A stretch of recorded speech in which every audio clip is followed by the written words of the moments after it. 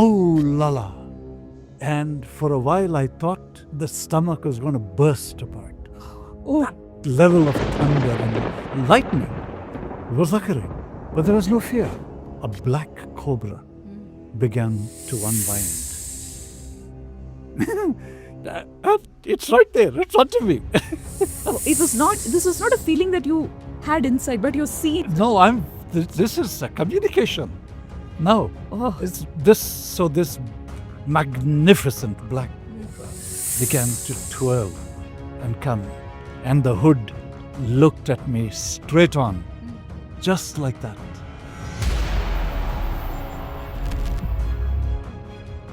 The chants, incantation.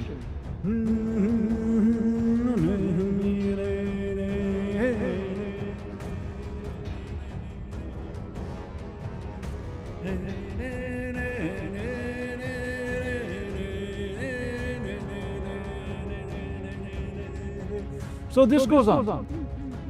And so by this time, this thick vine has become strandy. So thin strands. So now from these thin strands, they are all gathered and put into a pot. So they are laid out, not thrown. They are well laid out, very, very meticulous.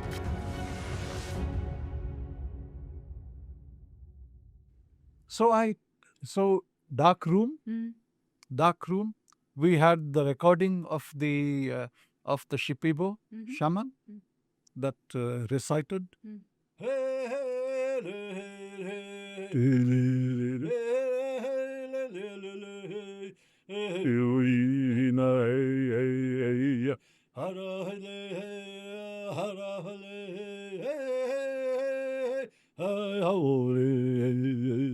And this goes on for hours and hours and hours, which is what they do, which is what the shamans do. So while this was occurring, while this vibration was imprinting itself, there was a gurgling that took place here. Okay.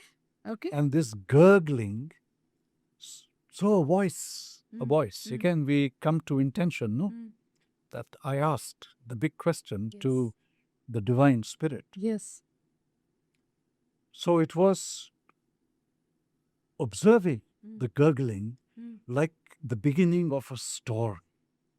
Okay. You ever see a storm occurring in nature? Right? The clouds, they start getting darker, the winds begin to blow, and from yonder the clouds grow, they condense, they get denser, they get dark, and then a streak of lightning strikes, and a thunder rose, right? All that was occurring here. Okay. Oh, la la. And for a while I thought the stomach was going to burst apart. Oh. That level of thunder and lightning was occurring. But there was no fear. There was no fear at all. How come? Well, I guess that was the question which I asked. Okay. I asked to be guided. And once I asked to be guided, I surrendered. The conditioned mind, now this is very, it's not trippy, but it can be trippy, if you know what I mean. But also at the same time, there was a level of engagement of a voice saying, observe. Okay. And you listen instantaneously. So it became an observation. So it's as though, here's Krishna. I was sitting in a sitting position, and I was observing this entire field with this concentration of this thunderous activity that was building, developing, and to a point it even brought out, because it churns, and this is your gut. So the gut releases gases, and it almost felt like I needed to throw up. Okay. And then I asked the spirit guide, Spirit guide, can you subdue this? That's all. And I left it at that, not waiting for an answer. Whatever is, let the spirit decide. Okay. Let the spirit decide. And the churning went on, the agitation went on, and the lightning sparked all over the place. And then it began to subside. Right? It began to subside. And it's not that I said, oh, wow. No, you're observing what occurs after a storm. And what occurred was like a kundalini coil, a black cobra began to unwind. It's right there in front of me. Oh, this was not a feeling that you had inside, but you're seeing this. No, this is a communication. No, Oh. this magnificent black cobra began to twirl and come, and the hood looked at me straight on, just like that. My entire body was like in this rhythmic motion, right? Absolute rhythmic motion. No fear, none of those emotions. Oh, It was okay. pure presence. Pure presence, because it was very clear. This was a spirit being Okay. who was communicating with me. And it wouldn't have come if this entity here was not prepared. Ah, okay, okay. Okay. And that's what took place. And the color was like ebony black, radiant. For a speck of a moment, the conditioned mind found a little way to filter in and said, aren't you scared? Uh-huh. And immediately there was the spirit beam of the plant. Wiped away the thought. It was that whisper. Okay. And you'll hear shamans doing that too. They'll when they come close to you and they are singing, they will go.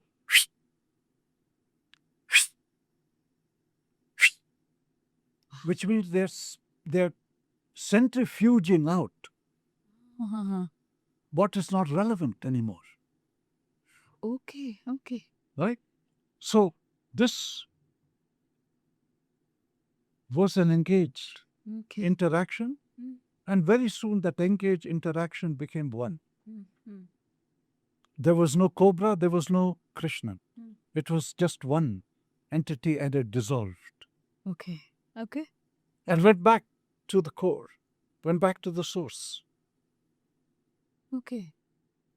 So at which point I gave immense gratitude to the Great Spirit for essentially bringing forth the spirit being. Is that your spirit animal or is it Kundalini? Well, that's what showed. You see, that's what showed. Okay. And of course, when we relate to the cobra, when we relate to the power of the cobra itself, I mean, that's the aspect of the relationship of the DNA. Krishna, what happened after this experience? Oh, and then, so I was recording all this also at the same time. While you were going through this experience, you were also... No. No. Okay. We did a pre. Okay. Okay. We did a pre Pre-ceremony? and a post. Okay. Okay. So, in Krishna's, in what took place, I can look at chakras because ultimately that's where it all matters, because that is the core of you. Okay. What is within you, you bring out to the outer world. Then there's a symphony of life, which is in harmony with nature, with harmony with the cosmos. Right. So there were chakras, there were a few, but slightly like out of kilter. In other words, the harmonic, as we know, would be right alongside your Sushumna Nadi. Okay. Right along. And the post reading, I mean, these chakras were like not of this world. They were huge. Oh, okay. And all of them, from the root to the crown. So not only observing that, but what was imprinted into this system was the power of the plant medicine and the vision of the plant medicine, and also the impeccable focus of a scientist and a researcher, which is exactly what I requested. Yes. So be clear with what you ask for. And that would be a very strong recommendation to all when you enter this domain of ayahuasca, Okay. because it is a very sanctimonious space. And that sanctimonious space doesn't mean you can't have fun. Of course you can have fun. But where do you draw the line? Is it a vacation or is it like a place to have fun? Where do you draw the line of being into that experience? What you said was a very profound, it was a bit scary for sure for me. But how do you experience this? So, again, a very gentle, poignant question. It's actually a very deep question. So, the same thing I examine, because today we use the word vacation, which means it's fun, lively, entertainment. Otherwise, life is not a vacation. So we've differentiated. And today we call that work-life balance. Yes. Right? I mean, we've created all kinds of little arbitrary planes, and we consider them to be very serious domains. And we've built a whole equation of engagement in this way. I'm kind of getting what you're saying, yes. Right? We've created that. Well, what if, and again, I'll talk about how Krishna, personally looked at all that. To me, nothing is a vacation. Your life, you live your life. You live it abundantly. This is working. Right? You live it abundantly. In whether you run a company, whether you work for a company, you're a householder, they're all functions. They're all functions. Yes, you go out to a beautiful spot, be it wherever it is, and you have the ocean in front of you. If you looked at all of them, and I've come back, and this is what my dear mother had called it, planted the seeds of deep thought, of insightful thought.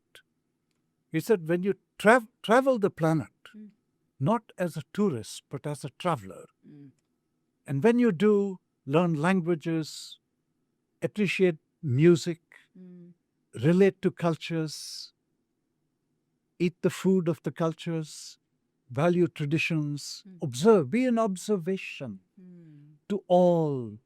So that to me became not vacation, but Shodh Yatra. And Shodh Yatra essentially translates to purposeful travel. So you shift the whole dynamic of the way you look at life. Now, everything is purposeful. You are engaging. I mean, outside, yes, websites are there. Go on a vacation, only $100. Right? Okay, fine. Great. Hey, I can do that. And I can go on a lovely trip. Consider that to be a Shodh Yatra, because ultimately all travel is purposeful. Your travel from your home to your work is purposeful. Everything is purposeful. So the way we view all of life now takes a whole nother domain of viewing.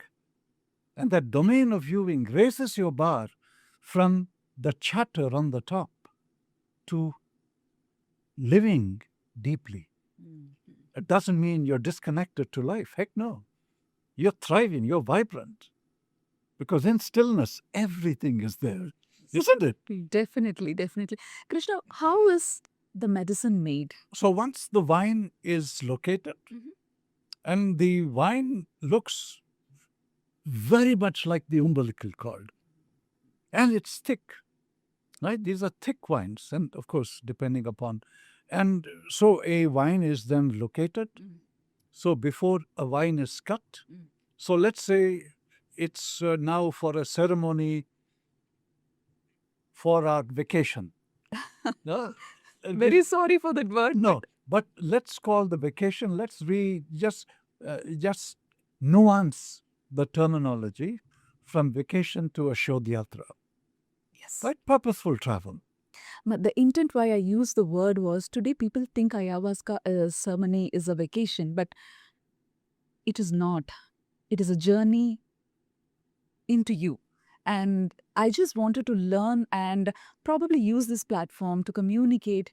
We need to be serious when we are seeking for the ceremony. And hence, I just, couple of places I'm representing the community of different understandings. No, aptly put. Aptly put, and I know, because I have also encountered folks who come from those domains. You know, very well-to-do. We call them trust fund babies. You know, they've got plenty of time, don't know what to do. They have everything that's material, and they want to have an experience, right? So I got it. I completely understand. Thank you. Now, first of all, to recognize that all of us, in whatever domain that we have, be it a trust fund baby or someone who has come from zero and touching infinity, all those, they're all states of being. Yes. That is all. But what's the fundamental code in all of us is that all of us are here purposefully. I mean, we've come here purposefully. There's been an intention. Let's engage with that so that we live it to the highest. Some of us get it, some of us may not. But that's okay too. Yes. Right? That's okay too. So let's look at coming together to take a trip, take a vacation, and we go. Now, that vacation is actually a Shodhyatra. Right? Because ultimately, when we shed our biological system, we can't carry all this stuff that we have with us. Whatever we accumulated, it doesn't matter. Agreed. Right? So while we are here, first of all, it's the greatest gift that we are endowed with whatever we have. Yes. True, no? Grateful. Yes. That's a gift. Yes. So that gift that we have, let's be in gratitude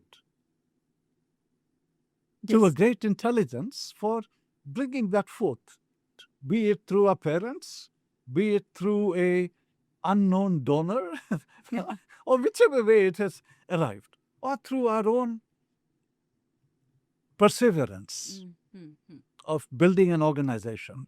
Yes. And today we've taken that organization and we've taken it into various domains outside of the origin for where it started. Right? All of that. We were talking about how we are identifying the wine, the shamans are. Yes. So okay. Now you see how easily we can take off. Right? And that's why you got lots of wines going in lots of places. But finding the right wine for the community or for the set of people who are coming for the ceremony is the shaman's work. That is what has been identified eons and eons ago, like the way our rishis understood Soma. That is the connect. Okay. Right? That's the connect. That's a deep connect. And from that point on, it has just continued and continued. So a wine is identified. So now we have those from the city who are coming for that Shodhyatra vacation. Yes. Right? And so exactly the amount of the wine that is then taken. And alongside with that is the leaf. That is the family relation, I call it a relative of the coffee. Bikapi. And it's called chakruna. Chakruna. No? Yes. Chakruna.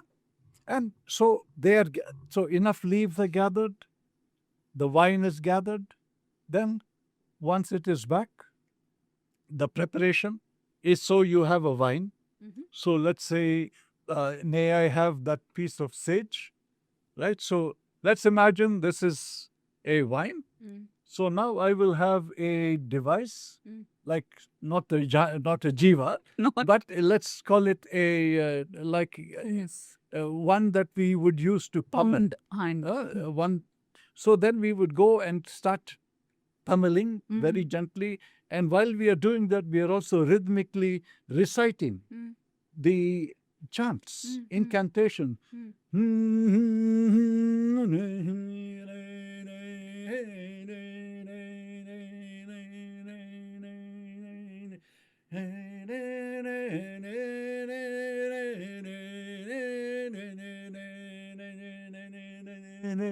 So this goes on. And so by this time, this thick wine has become strandy. Okay. So thin strands come. So now from these thin strands, they are all gathered and put into a pot. So they are laid out, not thrown. They are well laid out, very, very meticulously laid out. And then the leaves are added. Then water is poured. And underneath is a wood fire. Ah, okay. Okay. Right? Underneath there's a wood fire. So now, as the medicine is occurring, now the songs to the vine, the songs to the leaf, and the songs to the great spirit of the ayahuasca, which is the soul medicine. It is also referred to as the medicine that will take you through an intentional death. We'll get there.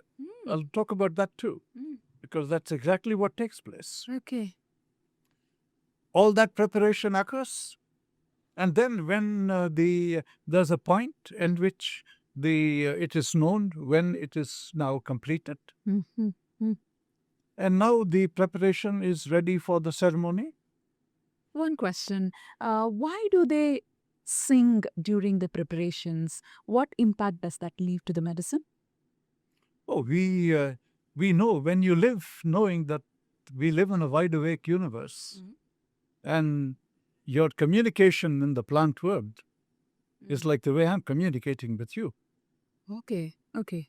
But to the city dweller, this is not in the cards, because we have engaged more with the left brain than the intuitive brain. To the shaman, it's a whole brain. It's not one or the other. I mean, in my studies I've done with shamans, they activate the intuition brain, and the cognitive side of the brain is put into park mode. It's not that it's not function, it's parked. Okay. Literally. I mean, and to me, when I began to see all this in the early beginnings, even with my studies with Qigong grandmasters who move energy from the yin state to the yang state, it's like Hanumanji taking a big boulder and tossing it. Again, these are not abstract subjects. They're very tuned subjects, because once we understand and know that we live in a very electrodynamic universe, and that we are electron configurations inside of complex molecular structures, what does that do to mass? It's weightless. Right? So nature gives you that arena. It engages you in that arena. And these music or these chants Imprint. They imprint. So which means that the code, I'd call it the source code. The source code of nature is being represented, because we are having, by boiling, you are changing its structure. right. By changing the structure, you're also evoking the DMT molecule and the enzyme to subdue the gut. Okay. Okay. So that the I would call it the wave of that awakening. The wave of that awakening is for a longer duration that can last you 4, 5, 6, 7 hours, because the ceremony is done at night, all the way to the birth of dawn. Okay, okay, Hmm. okay. Uh, How long does a medicine take to prepare? a minimum of 3 to 5 hours. Okay, okay. Again, when it's heated, there is again a relationship of the level of heat that goes in, and all that is you're observing. So you are there. This is your guided, not responsibility. Nobody looks at that as it's your duty. It's your duty. So you are attentive. But while there's attentiveness, we also engage. And in that engagement, it is all ceremony, because everything is a ceremony. Ultimately, if you were to pare it down, every breath is a ceremony, I agree. right? So here we are coming together purposefully. And since we're coming together purposefully, important, I think, for all the participants in here is to take a moment to reflect deeply of your life. Just look at your life and be in gratitude for it. No matter, be in gratitude and come with that intention. Come with that intention that if there are areas that you find yourself a little more indulgent, observe them.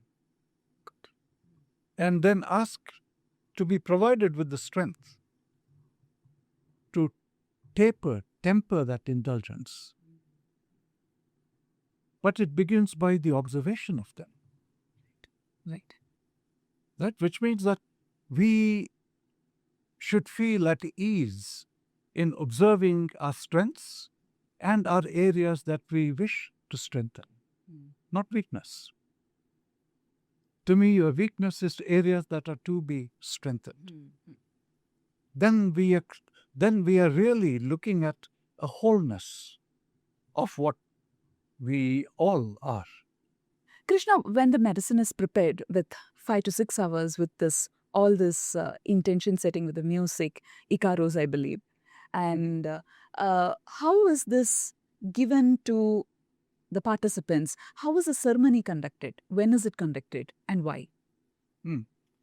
So we've all gathered. Huh. So let's take this in real life format. Okay. Right? So we have 6, 7, 8 of us Okay. that have all come together, and now we are in Peru, right, in the Amazon. Yes. And we are there with the shaman for 1 week, and of which the ceremony is for 5 days. Okay. Okay. 5 days and 4 nights. So when you come in, everyone comes, they've traveled, we get to rest. Then the shaman will come and we'll all get together, like very casual, just to get a feel of everyone. Okay. Right? Get a feel. Now, mind you, the shaman is like an MRI. He or she sees. And when he or she sees, they're not seeing you not only in your physical form, but seeing your koshas. Annamaya kosha, manomaya kosha, vijnanamaya kosha, pranamaya kosha. Okay. So they get to So know. they get to know the code, let's call it the code of your energy. Okay. Got it. Got it. Right? And that's all that is information. Do they read the thoughts also? Do they get to know what I think? Oh, yes.